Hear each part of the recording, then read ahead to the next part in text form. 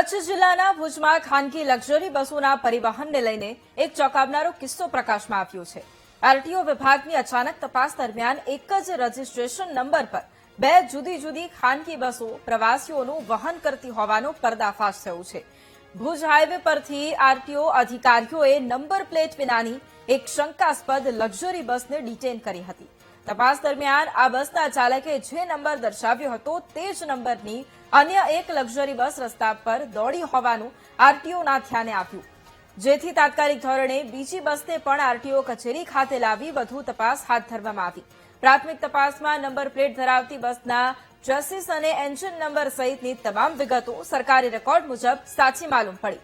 જોકે હવે number plate વગરની બસ કોની છે અને તેના અસલી દસ્તાવેજો ક્યાં છે તે અંગે આરટીઓ વિભાગે તપાસ તેજ બનાવી છે। વાહન બસ પ્રકારનું હતું અને એ વાહનના ડ્રાઈવરના જણાવ્યા મુજબ એનો વાહન નંબર GJ12BT 9926 આપવામાં આવેલો હતો। આ વાહનની તેમણે ટેકનિકલ તપાસણી કરતા એમને જાણવા મળેલું કે વાહનમાં એન્જિન નંબર તેમજ ચેસિસ નંબર જણાઈ આવતા નથી। આથી સંદિગ્ધ જણાતા અને પરમિટની શરતોનો ભંગ લાગતા તેઓએ આરટીઓ કચેરી ખાતે વાહનને કલમ 207 હેઠળ ડિટેન કરેલ હતું। વાહનના એન્જિન ચેસિસ નંબર મળી ન આવતા અમને એમાં વધારે શંકા ગયેલી। ત્યારબાદ અમને બીજી એવી બાતમી મળી હતી કે આ જ નંબરનું વાહન જે છે એ અન્ય સ્થળે પણ ફરી રહ્યું છે।